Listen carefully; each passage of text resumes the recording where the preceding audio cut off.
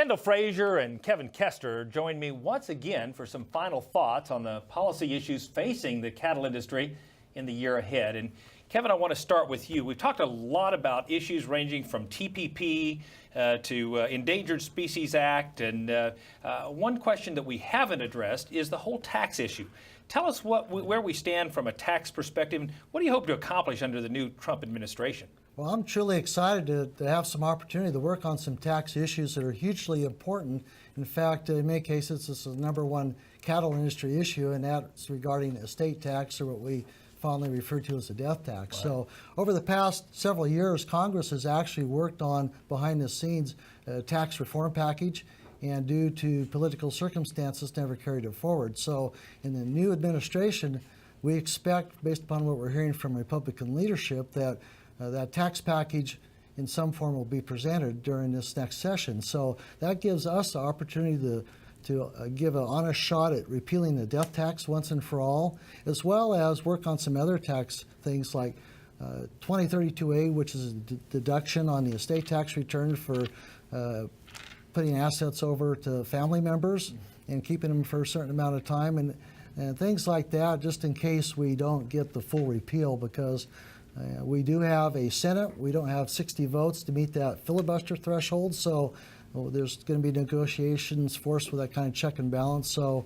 there's a bunch of important tax issues that we can work on over the next few months. And what about Section 179? Give us an update on that. How important is that to cattlemen and women? Sure. At the end of last year, we got Section 179 permanently extended with a huge increase in the amount allowable for deductions for capitalized business assets. So that was a great win for us.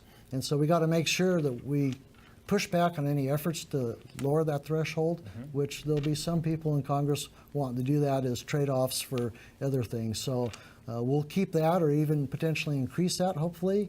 And so that's another issue that we're going to work hard on. Yep. You know, we talk a lot on this show about the importance of becoming NCBA members, but it's important to be a member both of your state and national organization. I'd ask you both, Kendall, first with you, why do you think it's so important that people write a check both to the state and national organization to become members of both entities? Well, first of all, it's important that you get involved both at your state level, because then you can impact things and issues in your state legislature.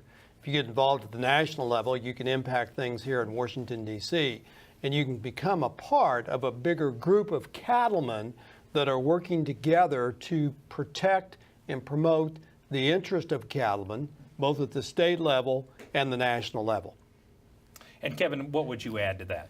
Well, as I travel across the country, I deliver a message that people really don't believe, but a single person can make a true difference if you just participate in the process. And so I'd encourage my fellow ranchers across the nation, participate. It can be something as simple as writing a check, taking a little time to attend a meeting, but a single person, even in Washington, D.C., can truly make a difference to help our industry. Yeah, that's exactly right. And tell folks a little bit about your journey in leadership, because you started at the local level as well, right? Sure. I started as our local county cattlemen's association leadership as president, and then served on some committee leadership at the state level in California, went through the California cattlemen's leadership through the presidency, got involved with NCBA on policy committee leadership, and got elected, fortunate to get elected to leadership on the officer team for NCBA. And if it can happen to me, it can happen to anybody that wants to be part of the process. Yeah.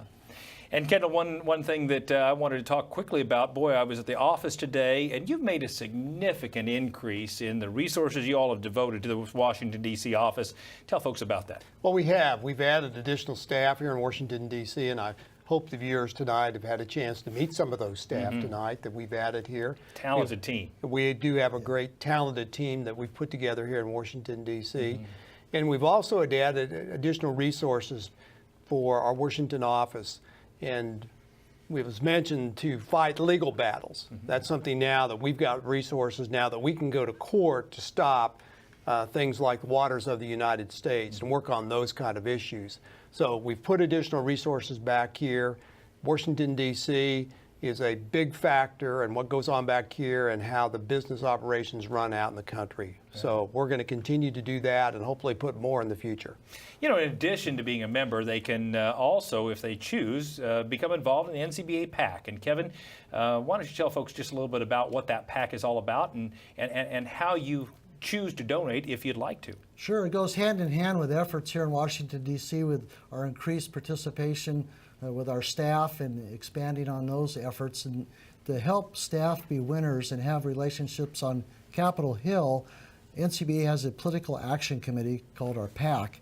And so I encourage folks not only to become members of local, state, national cattlemen, like Kendall said, also consider contributing in any amount to our political action committee. I'm proud to say that NCBA over the past few years has grown our PAC to the #2 ag PAC in Washington, D.C. That's great. And our goal is to be #1, and we need your help out in the country to make that happen.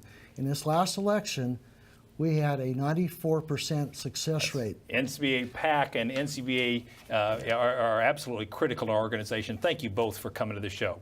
Thank you, Kevin. Now is your opportunity to join the fight for the future of the beef cattle industry by becoming a member of NCBA. Just visit beefusa.org, or you can call 1-866-USA-BEEF and join today.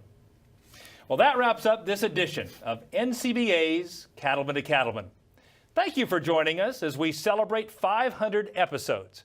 I'd like to thank our NCBA leaders and members, and also you, our loyal viewers who support our program each and every week. From Washington, D.C., I'm Kevin Ochsner. We'll see you again next week, right here on RFD TV.